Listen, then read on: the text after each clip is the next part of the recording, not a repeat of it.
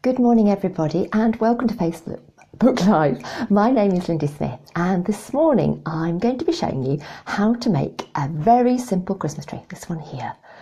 Basically going back to basics, I had a wonderful student here yesterday. We were doing a one-to-one class and she was wanting to know all sorts of different things to create a wonderful Christmas cake.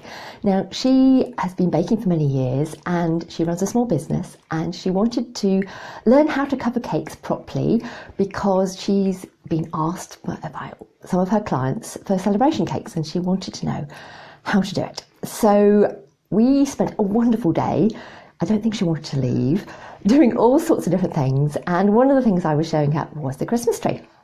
So that's what I'm going to be showing you. Now, we've already got a hello from Michelle in Malaysia. Good morning to you and hello. If you are watching live or even afterwards, then please do say hello and tell me where you're coming from and ask me any questions you may like. As I say, I was teaching yesterday and the little penguin is also something we did yesterday, just because we had a few minutes at the end to quickly model something. I'm going to flip the camera and show you what we did and also how to create the little Christmas tree. And Sandra says hello from Germany. Good morning to you. Okay, what I'm going to do is bring this in here. So I've got to, no, I'm going to flip the camera first.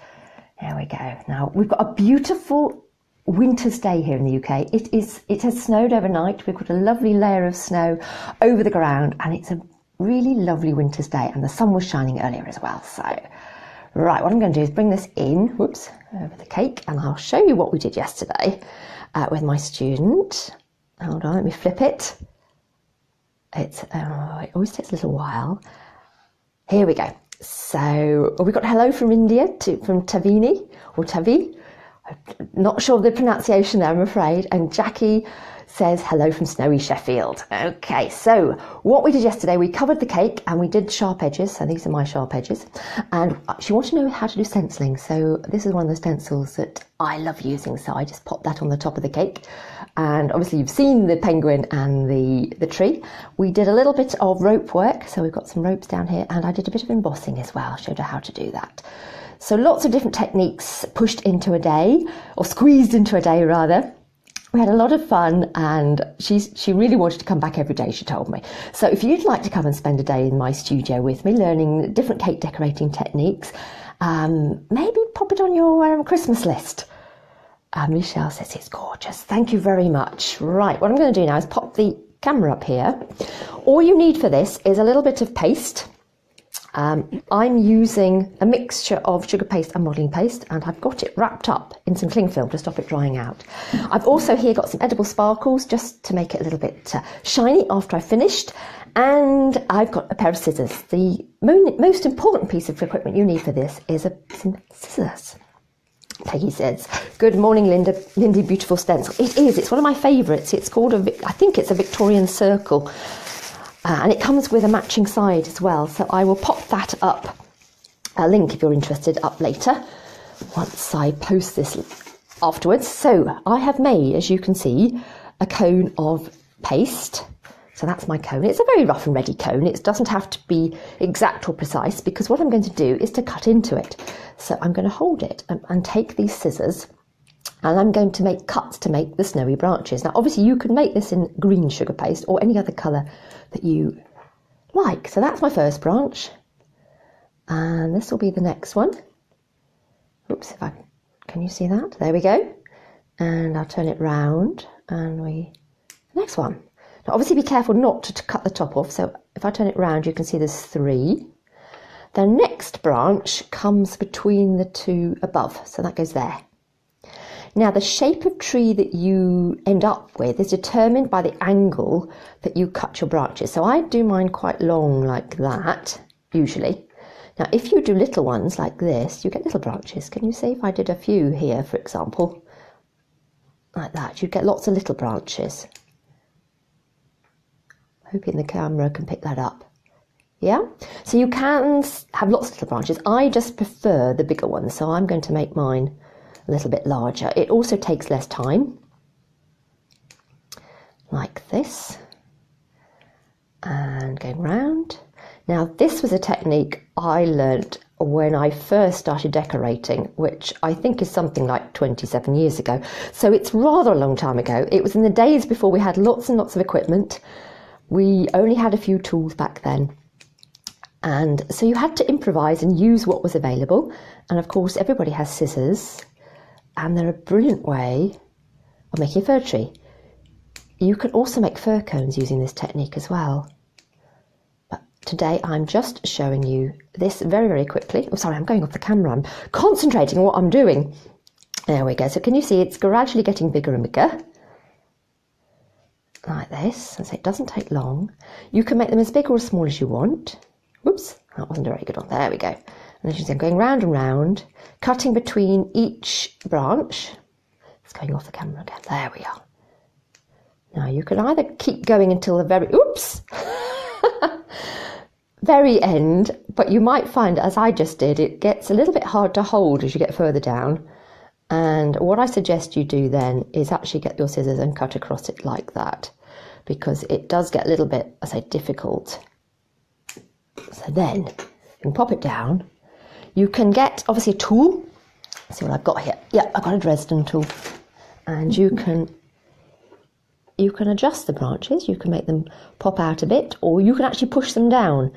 It's entirely up to you what you do, but you can adjust them.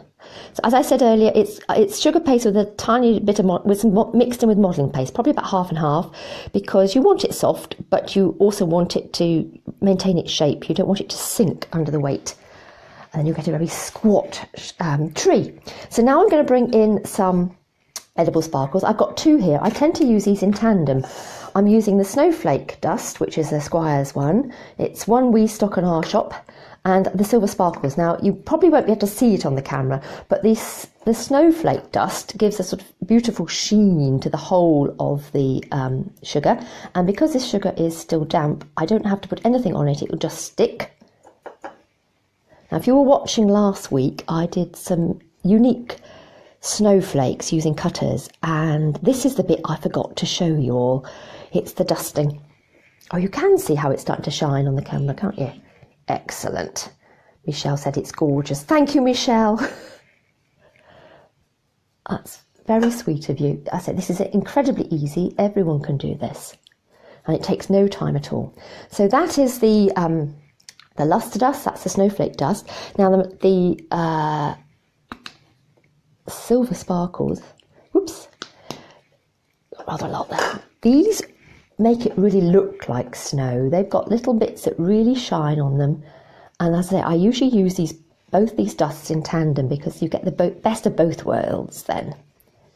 Now I don't know if the camera will pick that up, but you get the idea, and you get a lovely sparkly tree.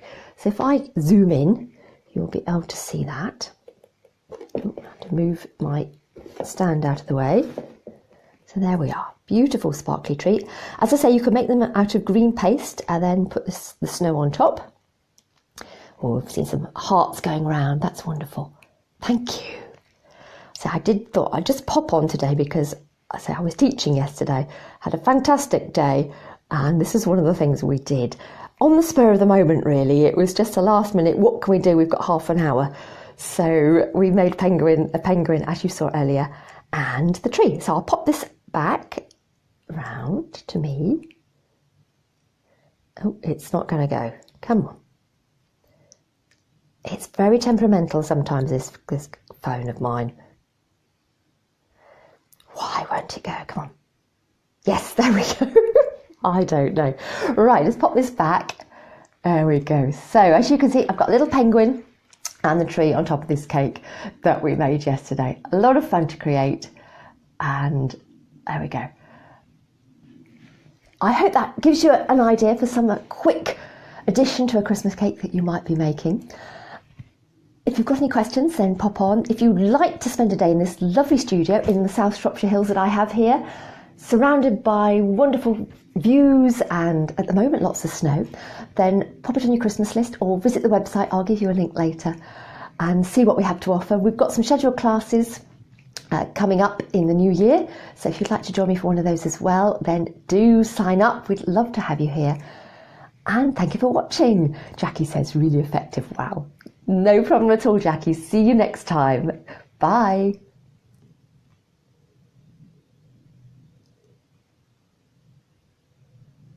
I can't turn it off again. Lots of hearts and thumbs up. Thank you so much, everybody. That's really kind of you. I'm trying to